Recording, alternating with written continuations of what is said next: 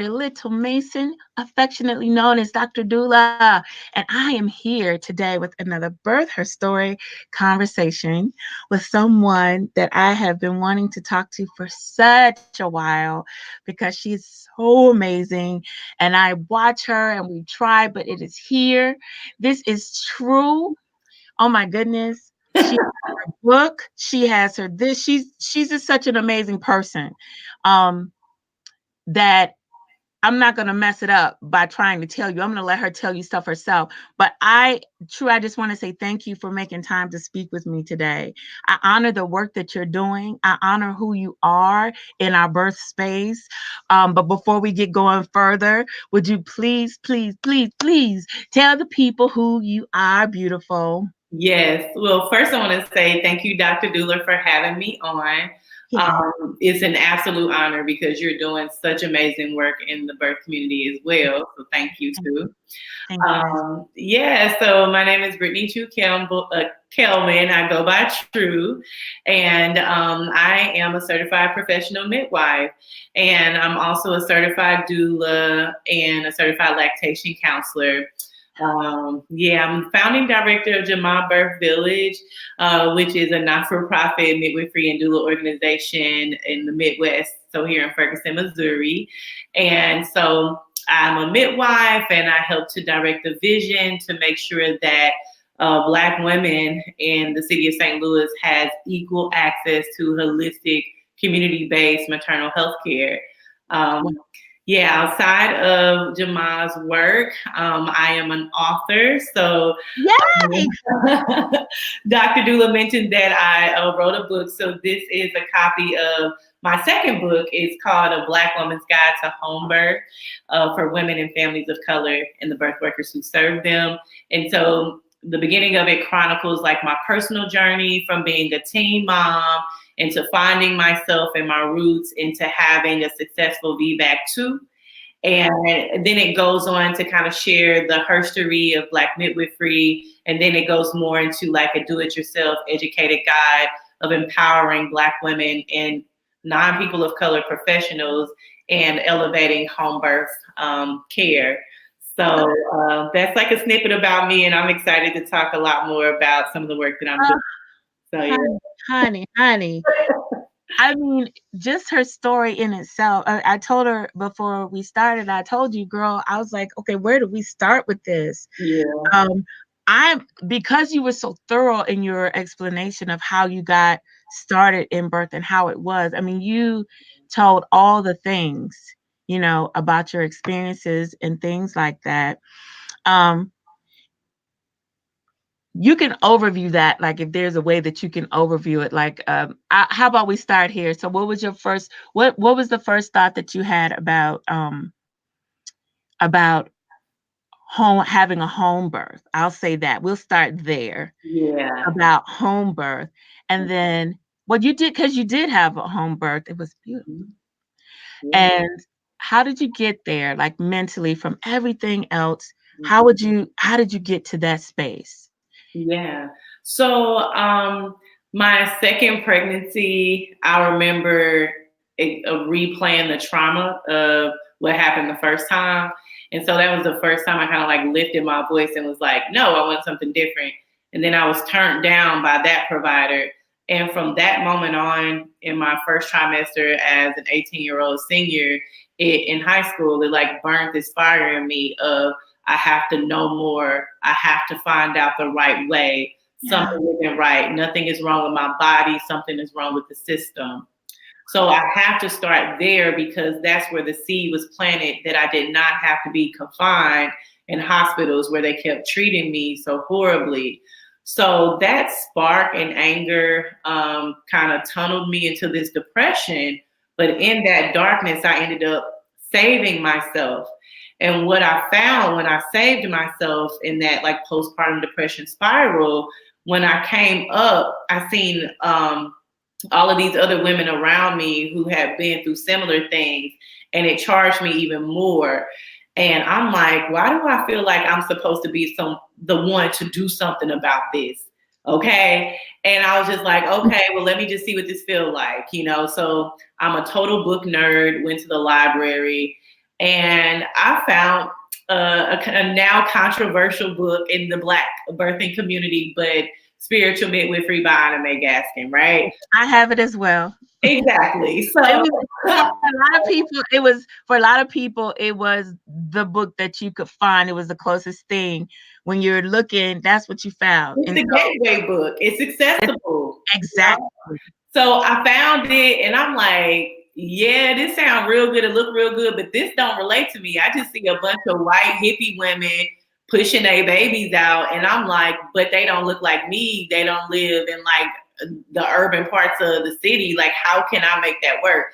So I'm like reading it in this fantasy awe, but I'm like, man, whatever.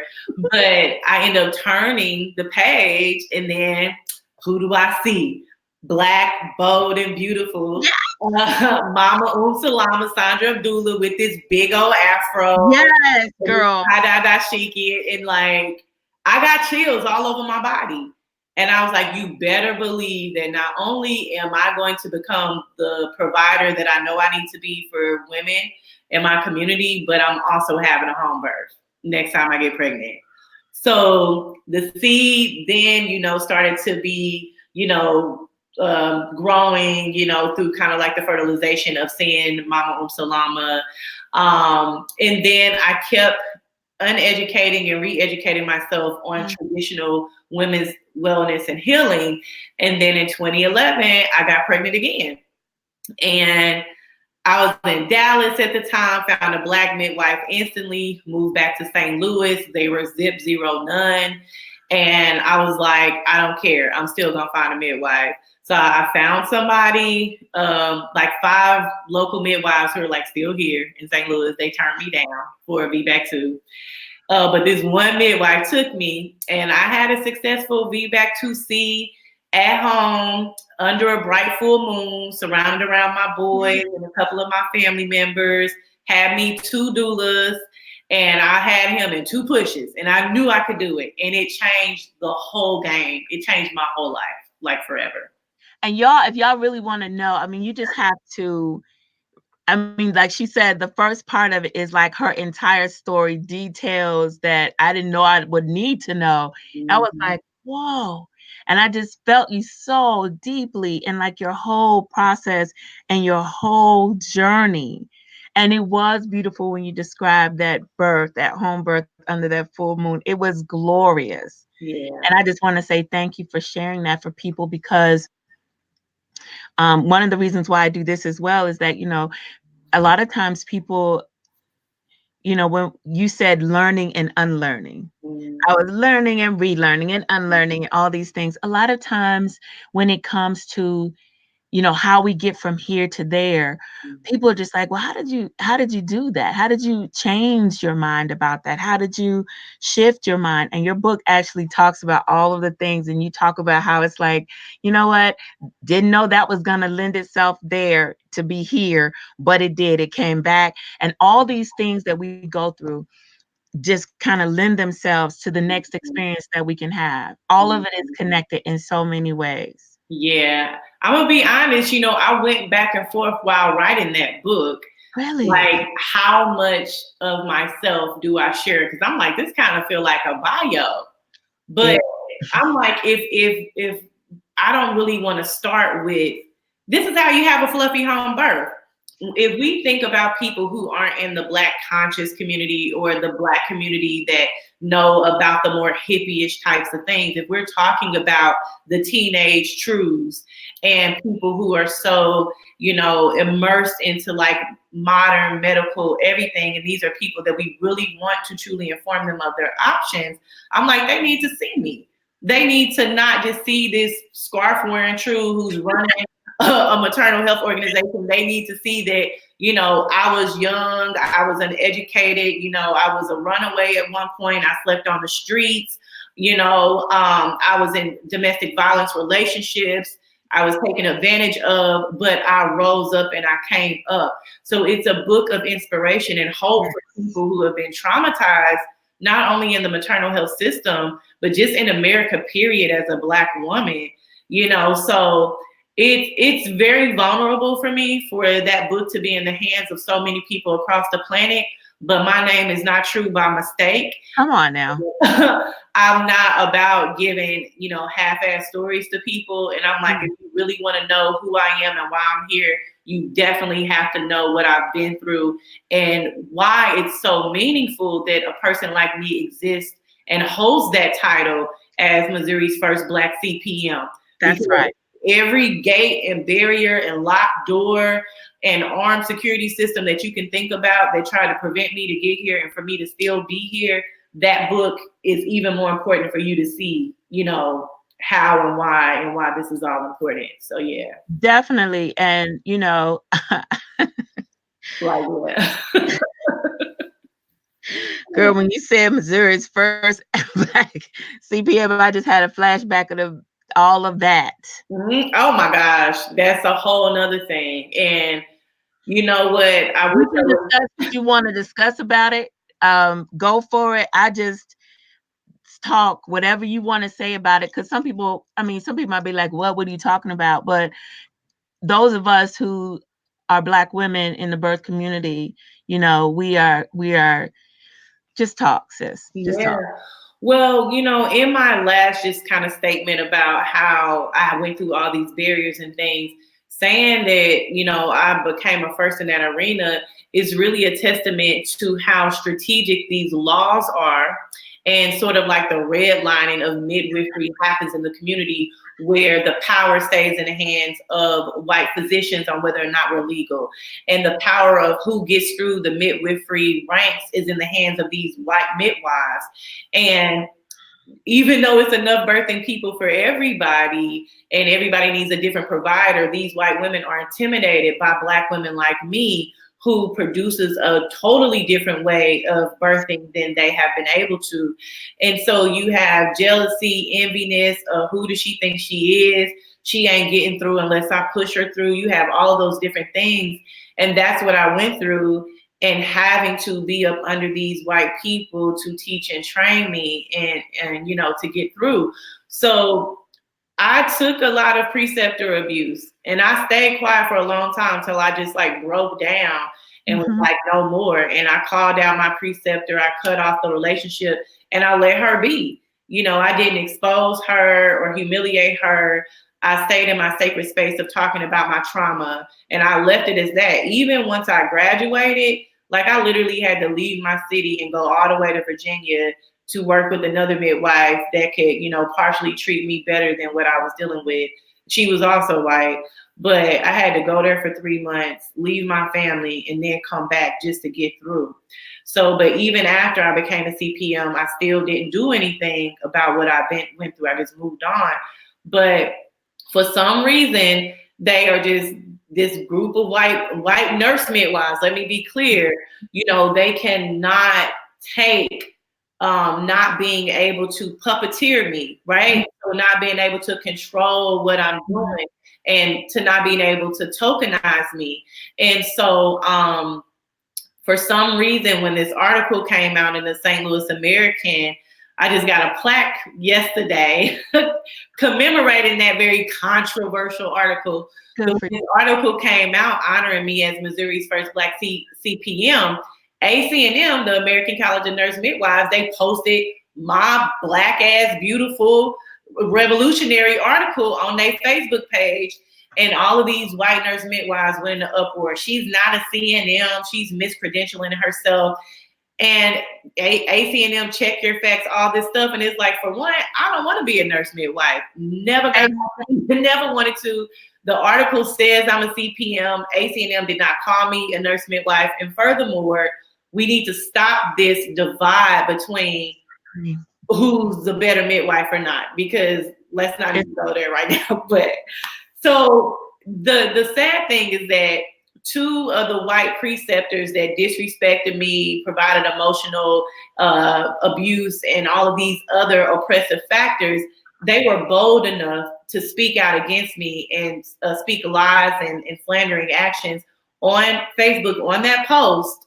And when they said their lies, it opened up a doorway for other people who didn't know me to say other bad things about me. Yes, it did. And it set me off. I was just like, I be doggone. Like, I left you alone. Let me be. I'm minding my own business. And so I ran her down. I'm like, you put me through this, you put me through that, you mad because you didn't stop me, and now you sitting up here lying. And then I provided evidence on the post of, debunking their lies. And then the whole True Squad came for them. They didn't retract their statements. They didn't apologize. ACNM took down the post. I gave everybody a week to say we were wrong, True, we're sorry. Didn't get it. So exactly a week later, to the minute, I published a heavily signed and supported campaign against racism in midwifery. Had real big, organizations, NACPM, and also Jenny Joseph's National Perinatal Task Force, a lot of heavy hitters in midwifery to sign on. Sent it to ACNM CEO, heard from her right away. We're going to write a letter. We're going to apologize. They not only apologized, but they put the post back up that they originally took down. So I'll be honest, the individual midwives that came for me, they never apologized, and they still staring up stuff here in St. Louis. And, and it's just because they hate me. That's the only other thing I can say. Yeah. They used to tokenizing and being white saviors, and now that they don't have a Black community to save because we saving ourselves, they can't take it. Girl, hey, that it's really something, because it's true. Yeah. Some people say, people can be like, oh, I'm an ally, I'm a this, I'm a that. When you ask them to give up their power, though, you'll find out exactly where people stand. And that's what it means to say, okay, thanks for all of your help. Yeah. We got this. We got this. If you're not cool with Black women saying we got this, and no, the way we do stuff is a little bit different. Yeah, we don't quite do that way. And no, yeah, I'm gonna have to keep doing this because this is what we need. Right. Maybe it's not generally what you all have found, but this is what we need. If you're not for that, and if it bothers you to relinquish power, then you really don't want to give up your privilege. No, and then that's when you know that you're dealing with a white savior, because true allyship is you stepping all the way back, right? And just listening and saying, how can I? And then actually doing that and invest in leverage and never make it about you. Never putting yourself in front of these people unless you're checking your own people and not making me have to keep going through weathering to check your white counterparts. And so those masks start coming off really, really quick.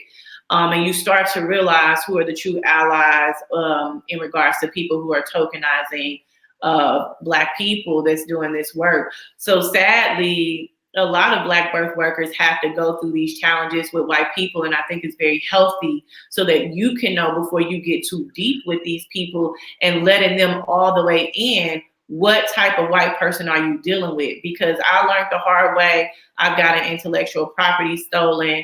I've had people write grants off of my org without telling me, and then I had to unravel their whole mess. Yep. I've so much, my emotional and physical health has been compromised, so much to get here. But the key is that I was born to do this, like legit, nothing else. Like even when I retire from catching babies, I'm still gonna be teaching and writing about maternal health and birth work and women's empowerment. So yeah. I just love it because, I love it when people say, and I agree with it, we need us everywhere. Yeah.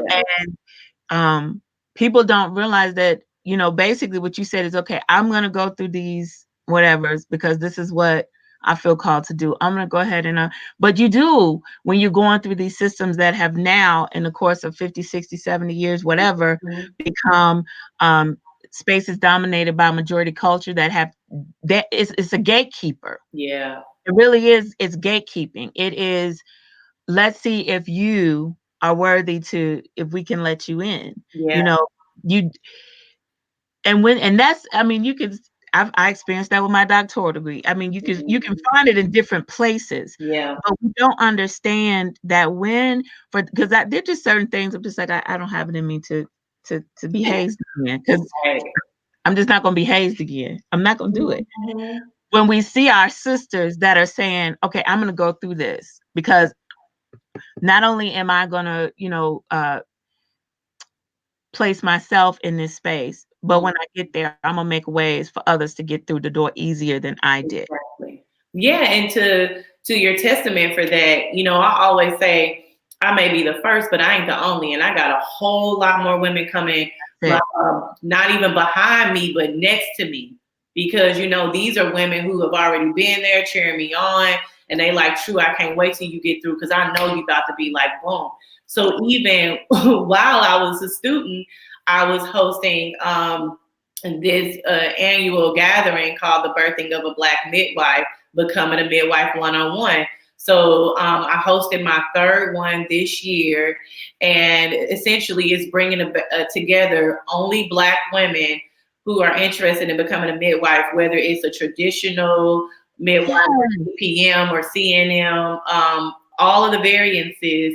And I'm really trying to retrieve them from getting lost and stuck in Google world, and in social media world, where you get hung up on the trends and the flashiness of birth work, or you get stuck researching schools and stuff. And I'm like, no, come sit right here in this magic and in this ancestral space. Woo! So that you can really understand what midwifery is. And then I also don't want them to get stuck in Ida Mae Gaskin's books. You know what I'm saying? So we have this whole little library that's committed to preserving Black midwifery and maternal textbooks. And we have a couple of books about, medicine from a very holistic root perspective. But those books exclusively can only be checked out by future Black midwives in the state of Missouri. So, I yeah. love it. I love it because, that's the same thing that I have a workshop I call Senko for Birth Ambassador Workshop. Mm-hmm. And I got a message from a sister. And I'll call myself like a catch basin. I know that when they start Googling, that they're going to see a whole bunch of stuff. And I know that even I walked away after I had committed myself to birth work. I was like, y'all can keep this. Hey. This don't look nothing like what, here I'm a Southern girl. This don't look nothing like what my grandma and them used to talk. This don't look nothing like that. Yeah. I just was totally discombobulated about just like, where am I? Piece it together. How do you piece together this whiteness that you're seeing with the Blackness that's in you and make it make sense? Because that's what you're forced to do. Girl, you said a whole word. That's what you're supposed to do. Yeah. You said a whole word. Yep. That's the thing. It's like, and so I love what you're saying, because it's not like we can't survive. It's not like you can't survive without doing the spaces or being in those spaces. Mm-hmm. But if you understand, the sister was like, so sometimes people will come and they'll do my workshop and then they'll decide, okay, I'm gonna go do doula work. I'm gonna go and I'm gonna train with this. I said, cool, good, that's it. Mm-hmm. And she's like, oh goodness, I just finished this whatever training. And I saw everything you said, and I'd be like, yes, because I feel like I was blindsided. I felt like I walked away. I mean, my ancestors got me back on track. Right, like, come on over here. Come on. I know you went through it, but just get on back on over here. But it's like when you are making a way for others and you saying, let me show you, come. Yeah. Because that's also our model. Yeah. That's also how we do, and it's ancestral that there be an apprenticeship, that there be someone that you can talk to. Yeah. That there be someone that's there before you that you're following. So what you're talking about is you're talking about walking that ancestral path, even now. Yeah, and even thinking about how to incorporate soul work and spiritual work into it, because now we're in this really overly medicalized, pathological format of what maternal health is. And of course, we need it. They have forced us to need it because of the system that they've created around us that they like to call social determinants of health. It's like, no, y'all have perpetuated a system to where we have to, even if we don't step outside of our sacred Black spaces, we have to face internalized racism while we're asleep, while we're awake, while we're dealing with our family and friends. And then when we step outside of our sacred confines, we have to deal with real life racism and oppression. So now we do end up needing this medical, system, because we're weathered and our health is predetermined and all this other stuff. So it's important while we have these 3 generations inside of us that we do learn how to incorporate spirit and soul work, because everybody's different. So outside of me being a midwife, you'll read in my book that I became a yogini, Yeah. a yoga teacher. That's what saved me from my postpartum depression earlier when I was saying I Yeah. saved myself. They got to read your book. That's why I was Yeah. like, I am So not I gonna sit up gave here. away too much, No, but I'm saying I'm not gonna sit up here and recount what she took the effort. I but can see the effort to put in it, but yeah, but from what I know from becoming a yoga teacher and then from becoming a Reiki healer, we know that, our DNA and our cells change based off of our environment and how we're treated. So if we start to reconnect that soul and spiritual presence through healing while becoming birth workers, we can essentially put back together some of that fragmented DNA work that's happened over all of these 300, 400 years of oppression. So that's what I'm about. I'm not removing spirituality and soul and root work from midwifery, and they can call me what they want to call me, and I'm going to be that because I'm going to make it happen. I love it because I've been looking at some, this my child stuff is just popping up. I'm gonna leave it. Maybe it won't keep dinging. Yeah. Um, my one of the things that as I study about our grand midwives, about our the midwives that served and did, it Mm-hmm. was all about, I've been talking more lately about just the fact that besides being our healers, Mm-hmm. these midwives, these women saw themselves also as protectors. Yeah. You know, like you talked about the social determinants, and people use that now. It comes from a deficit place. It's pathological. It's just how y'all are. Mm-hmm. Well, I tell people all the time. Yeah. My grandparents. One was just that one set of them was just pole. In the Mm-hmm. South in Alabama, and the other ones were on a farm. And so Mm-hmm. when I think about, people talk about poverty and this and that, it can't just be uh poverty or education or whatever that causes these things to happen, because that wasn't what it was for hundreds of years Yeah. in this country before we were assimilated into this culture. I believe the reason we've become more vulnerable in a big sense, and I really stand by it, is because we our protectors, Mm. like you, our protectors, they knew that birth was a passage. They Yeah. knew that you passing, like, it's life, death, life. They knew Yeah. that. But it was not just, I have this skill. They knew that they were also protection because they were listening. Yeah. They were listening. They knew that they were not in themselves enough to know everything. Yeah. But they knew there was source larger than them. They knew they had ancestors, as you said, the DNA that still runs through us. Yes. And it wasn't just reliance as we do in Western culture Mm-hmm. based on what I can see. Yeah. Where's the evidence? Where's the evidence? Oh my gosh. And evidence based on who? Because Oh, because even when we think about like vitamin levels and stuff like that, like y'all are basing that on non-melanated people. So like off the bat, you're not giving us a justifiable chance to even figure out how our vitamin levels can differ, because we have melanin, we absorb the sun different, we absorb other things differently than non-melanated people. So you're right. I agree with you. I had just put up a post maybe a few days ago about my last birth. Actually, it was last Friday, about my last birth of the decade. And I was talking about how sometimes I feel like if I have a planned hospital birth, I stay there longer than your average home birth midwife. yeah. And even as a doula, like you're not really supposed to go until things start popping. But if somebody's being induced for a medically indicated reason, you best believe I'm there when you checking in at registration, because they've already made a plan when we called and said you on the way, or when you were scheduled to be here induced, and they ain't getting away with that. So I feel like most of the times I'm like part bodyguard, part birth worker, and then I'm part, like spiritual committee and all that stuff. So Okay. Come on yeah, now. it's deep. So even the term doula or midwife transcends these intersectional spaces of like, I got you. Like if I was to sum that all up, it's I got you.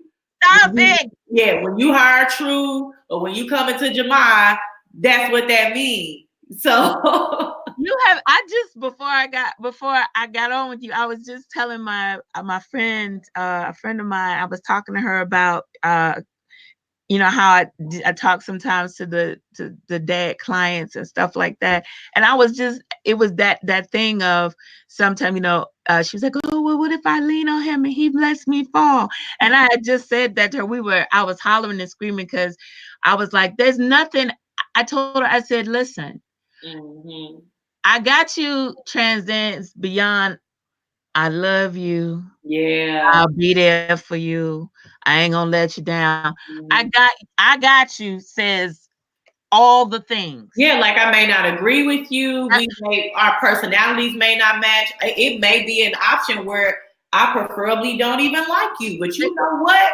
Because you are my people and you represent all of us, I got you. You are a representation and reflection of me and everybody else that comes around us and after us. So I'm not about to allow it to happen. And so that transcends into I may be in a grocery store or I'm just out somewhere and I see a pregnant Black woman and I'm intuitively tuning into my antennas because I don't want to offend anybody by assuming somebody needs or want my help.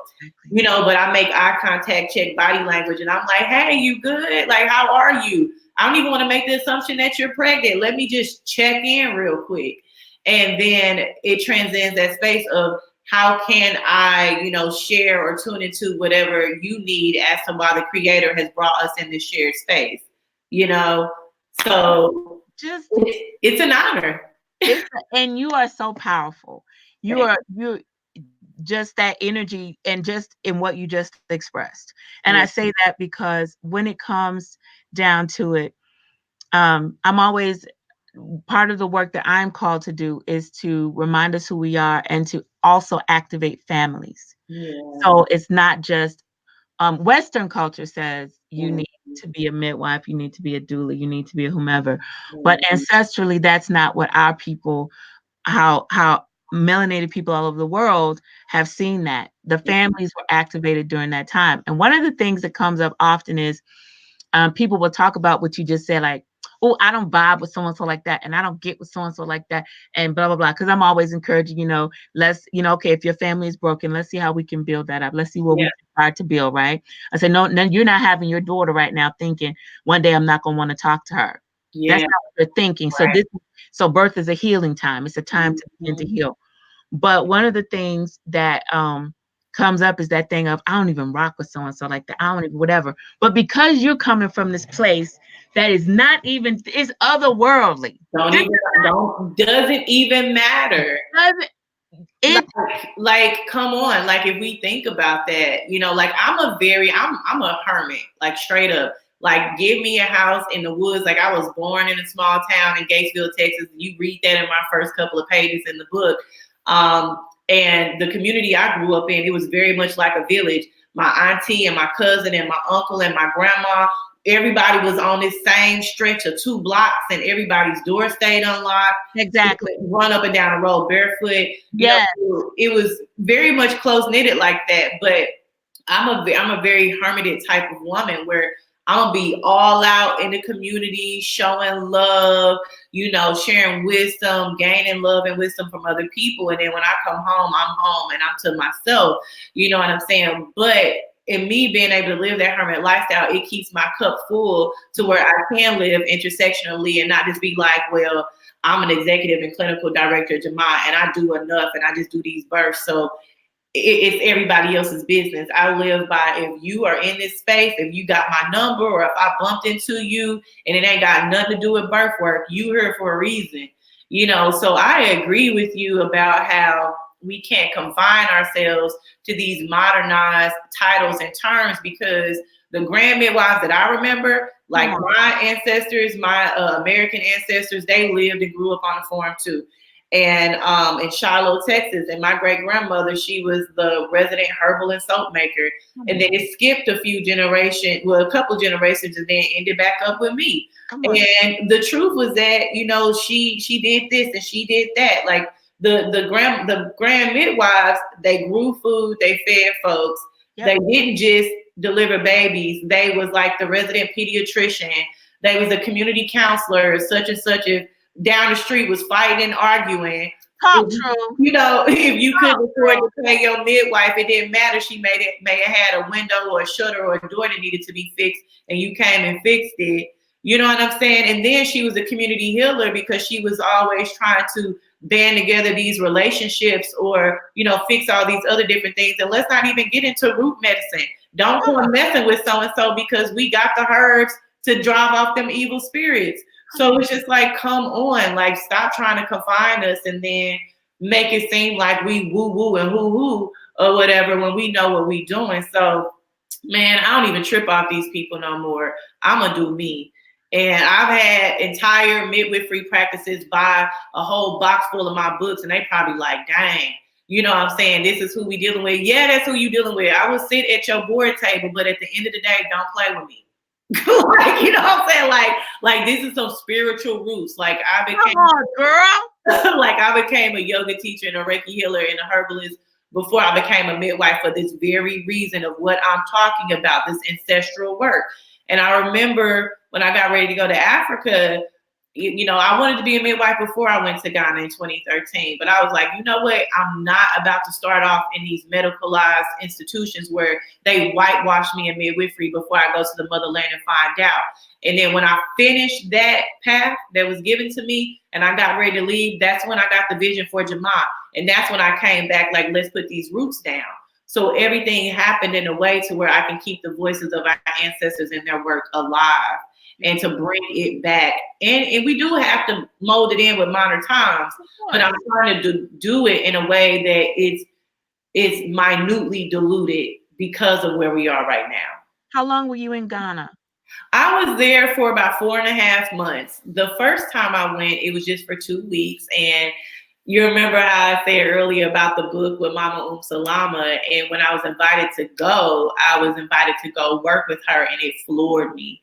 It was just a common friend who knew I wanted to be a midwife, who knew I had a home birth. She had repatriated back to Ghana. And she like, hey, Tru, I got a midwife coming. Come and help me out. I want you to assist her. And I'm like, okay, who is this midwife? And that's when she said, Sandra Doula Salama. And I was like, girl, no, wait, let me tell you. So I met her and her granddaughters for the first time in 2013. We stayed together in the house, and I assisted her for like this week-long workshop where midwives came from 5 or more different neighboring villages. None of them spoke English. They all spoke different dialects from the villages. So we had some nursing students from the nearby Cape Coast University to come and translate for us. And it was a blessing being amongst those midwives, man. They're going through the same thing we're going through. They ripped out their culture and shipping everybody to the hospital. So now they don't know how to handle complications. They just know how to do the regular births. And they're losing lives because of what they did. That's right. So, after going for those 2 weeks and coming back here, I was in culture shock when I got back to the States. And I'm like, hey, no, I'm up. So I stayed for 4.5 months and then got that vision and came back and got to work. And this is where I am now. And I went to Morocco this year, but I told the ancestors, I'm like, I got that vision in Ghana. And I can't wait to go back to be like, hey, mama, I made it. Like, like I did what you told me to do. You know what I'm saying? Like, hey. Girl. I'm a clown when I go back. I'm like, yes, I'm a clown. Oh my gosh. I have just enjoyed so much of our conversation. Yeah. Before we go, I want to ask you, what would you say to, I could say Black women, I could say, Black women, but I feel like Black girls for some reason, because I believe that what we are feeling, I have more and more teenagers that are calling me. Mm-hmm. Mothers are like, hey, can my teenager call you? Yeah. What would you say to them? Because I believe some of them are beginning to feel like these unction, this what I call a call, and I believe it's an ancestral call. Yeah. Because some of them, I don't know who the birth people would be in my family, but I know that the very strong expectations have been placed on me. Yeah. I can't find it. I keep asking, hey, did we have midwives? Nobody knows anything. Mm-hmm. Or somebody's reaching. And they decided to let me get all of my matriculation in Western culture and everything, and then say, okay, now come on, Right. whatever. And so I'm obeying that, whether it's talking to a young girl, a woman, because for me, this was a call that came, I was after 40. I mean, really, stop it. Just stop. It comes when it's ready, when it's supposed to be there, because looking back, I would have never known when I was just a yoga teacher, teaching asanas and meditation. Me? Really? So, but what I would say is that voice inside of you, believe it and listen to it and write it down, write the feelings down, draw the pictures, talk about the colors, and never let go of it. Whatever that is tugging at you, nourish it by listening and bringing out the images and the visions of it. And initially, you may not need to share with anybody, because nobody besides you can really understand it. So, do that until you can find a safe person to share those visions and tuggings with, and know that it will flourish inside of you. So people can translate that into faith or belief, but definitely is real, and don't let go of that feeling. Thank you so much for that. I think about, I always was involved in birth with my family and friends and whatever, but you never could have told me that it would grab me in Yeah. a way that after I had done, like, it felt like a whole lifetime, that it would grab me. And now it's saying, okay, no, this is not optional. Do this, Yeah. you know. And Yeah. so I thank you for sharing that. You're True. welcome. For those who want to get in touch with you because they think you're as fabulous as I do, how can they? And show them your book one more time, because, Yeah. honey, tell them how they can get in touch with you. Show them your book again, because Okay. people always saying, "What can I do to find? I want to find out." Blah blah blah. Tell them all the things, girl. Okay. Well, this is my book again, A Black Woman's Guide to Home Birth for Women and Families of Color and the Birth Workers Who Serve Them. And so you can find me in a number of different ways. First, you can go to Jamaa, JAMAA, birthvillage.org. You can go to our shop and you can purchase that book. And 30% of those proceeds go to Jamaa, and the rest is just, for purchasing the book. But that's a way where you can feed the mission and the work for people who may not be able to afford to get care. So you can follow my maternal health direct work also through following us at Jamaa Birth Village on Facebook and IG. And you can follow the more revolutionary justice work on Twitter. That's where we trail all our "we coming for you" work. You know what I'm saying? And that's on Twitter at Jamaa Birth. Now, when it comes to me as a CPM and as a midwife and how I work with my clients in the day-to-day, you can follow my Facebook page under Brittany Tru Kellman, and you can follow me on Tru Kellman on IG. I am a maternal health consultant, so I've written my own doula training, and I also train other clinicians and providers on finding their way through the format that they have in providing health equity for Black women. So you can follow that work on my website at btkconsultingfirm.com, and that stands for Brittany Tru Kellman Consulting Firm. But also on IG and Facebook, you can just follow me on Brittany Tru Kellman Consulting Firm or BTK Consulting Firm. So I do have a spiritual website, which is a website that I've worked on way before Jamaa and way before becoming a consultant.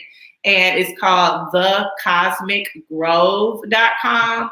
And that's where you can book me for private spiritual birthing experiences. You can also find my other book on that website, which is The Moon Goddess Guidebook.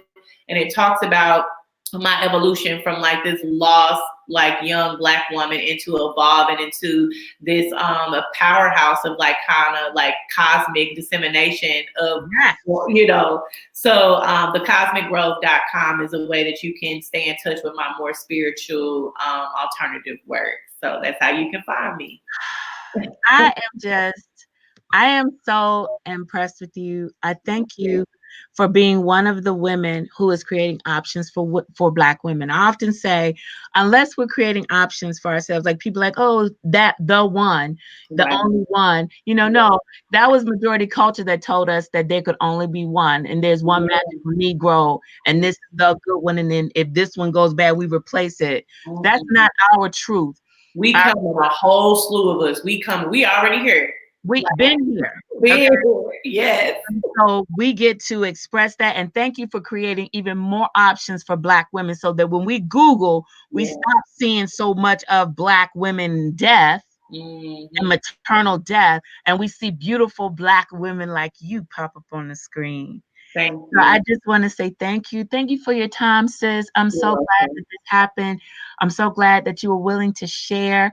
And I just implore everyone to all those websites, and all those ways to get in touch with her and to learn more about her goddessness and fabulosity Yes. will be listed. It is listed below.